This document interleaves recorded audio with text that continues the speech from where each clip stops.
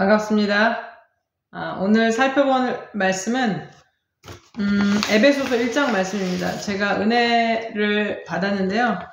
지난 주간 교도소에 있는 여성 재소자들과 함께 예배드리면서 그 중에 자매 한 분이 에베소서 1장을 다 암송하셨어요. 그래서 그때 제가 얼마나 그 은혜를 받았는지 그 말씀이 이렇게 살아서 막 꿈틀꿈틀하면서 저에게 다가오는 것 같더라고요. 그래서 다시 1장을 묵상하면서 말씀을 보니까 정말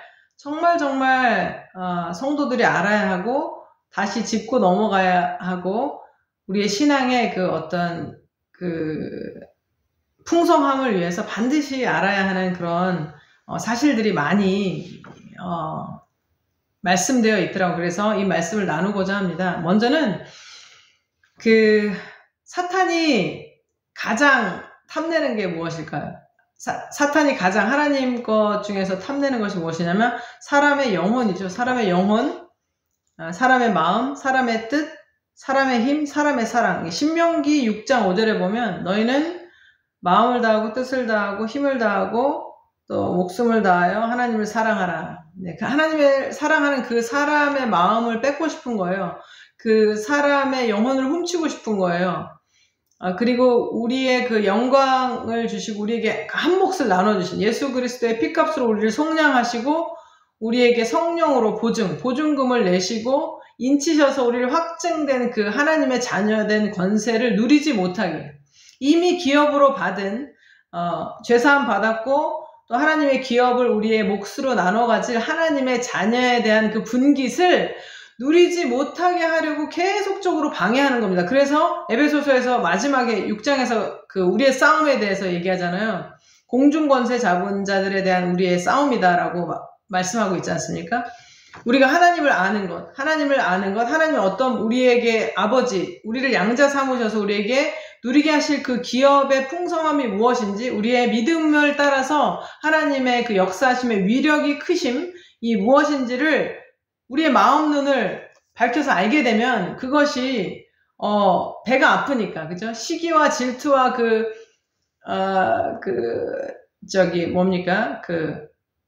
가인과 아벨의 사건처럼 내 제사가 안 받아졌으니까 저도 죽이는 그런 마음으로 이미 박탈당한 그 천사의 지위, 자신의 지위를 벗어나서 하나님께 그 정죄받은 그 영혼이 하나님께 자녀된 권리를 못하게 막는 거예요. 자기가 하나님의 자리에서 하나님의 자녀들의 받는 그 특권을 누리는 것을 이 땅에서 방해하는 겁니다. 그러니까 우리의 마음 눈을 밝혀주셔서 에베소서 1장 전체를 한번 읽어보시길 바랍니다. 마음의 눈을 밝혀주셔서 그리스도의 대속하심, 하나님의 자녀 삼으시고 예수의 피값으로 값을 치르시고 성령으로 인쳐서 보증금을 내신 거예요. 도장을 꽉 찍은 거죠. 그것에 대해서 모르게 하려고 마음의 눈을 어둡게 해서 하나님을 모르게 하려고 하나님을 알게 하시는 게 바울의 기도라면 그리고 그 힘의 위력으로 믿는 자에게 위력으로 역사하시는 그 힘을 우리가 누리지 못하도록 막는 거죠. 능력의 지극히 크심을 우리 그것을 잘 맛을 보지 못하잖아요. 그것을 방해하는 세력이 그 공중 권세 잡은 자의 방해라는 것입니다. 그러나 우리가 우리의 믿음으로 우리에게 있는 그 모든 것을 성경에 있는 말씀을 확증하면 말씀대로 믿으면 그 말씀이 역사를 하는 거죠. 그래서 권세와 능력과 주권과 이 세상의 그 모든 이름 중에 이제 하나님의 그 영광 받으신 그 영광스러운 그 예수님의 이름을 우리가 누릴 수 있는 예수님의 이름으로 우리가 받은 권리를 이 땅에서 누릴 수 있는 그것을 누릴 수가 있는 것입니다.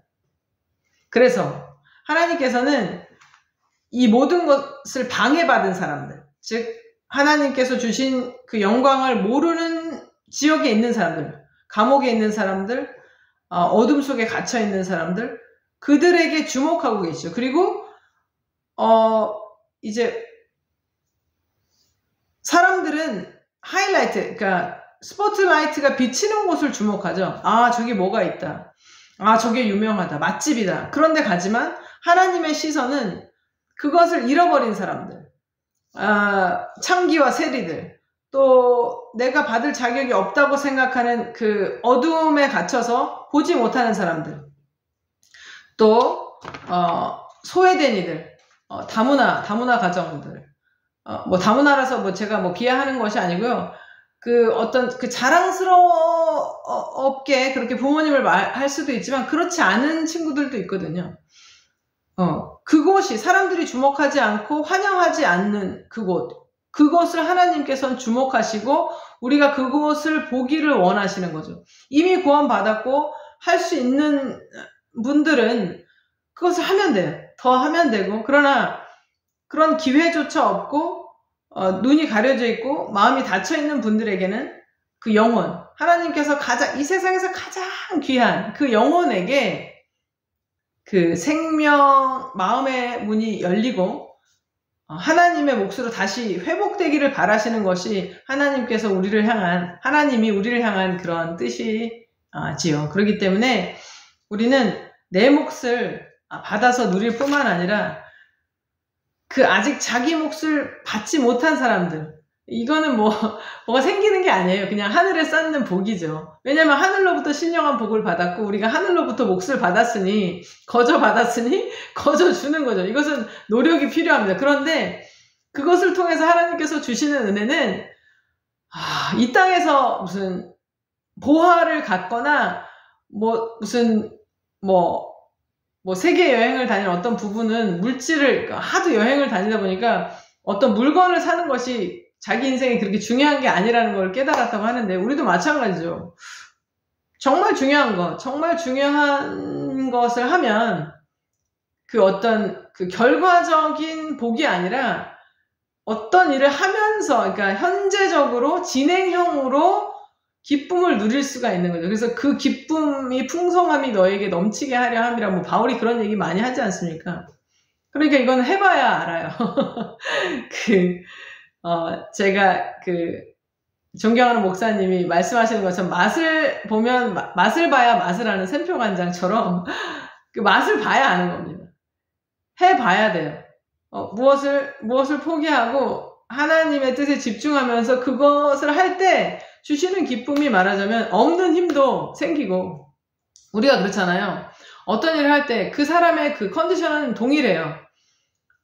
이렇게 신체적 상태는 좋은데 어떤 일, 누구와 음식을 먹고 무슨 일을 하면, 어떤 사람을 만나면 자기가 좋아하는 일을 하면 막 힘이 솟고 뭘 하고 싶은 걸 하면, 그런데 같은 상황이라도 자기를 힘 빠지게 하는 일이 있으면 있던 힘도 갑자기 없어지잖아요. 뭐 기분 잡친다 이런 얘기를 하지만, 우리가 하나님의 일을 하면 하나님의 뜻에 맞는다고 성령을 쫓아서 가면 말하자면 없던 힘도 생기고, 하나님께서 미처 우리가 생각하지 못했던, 당연히 생각하지 못하죠. 하나님이라고 우리가 생각할 수가 없죠. 그런 곳에서 역사하시는 하나님을 보게 됨으로, 다 볼 수도 없지만 그런 하나님 지금 부분적으로 보는 하나님의 역사가 우리를 말하자면 굉장히 치열업, 돋아주는 거예요. 그래서 늘 생기 있게 주의 일을 할 수 있는 것입니다. 그래서 영생을 맛보며 주 안에 사는 그런 인생이 될 수 있는 것이죠. 이러한 은혜가 충만하신 한 주간 되시기를 주님의 이름으로 축원합니다. 할렐루야.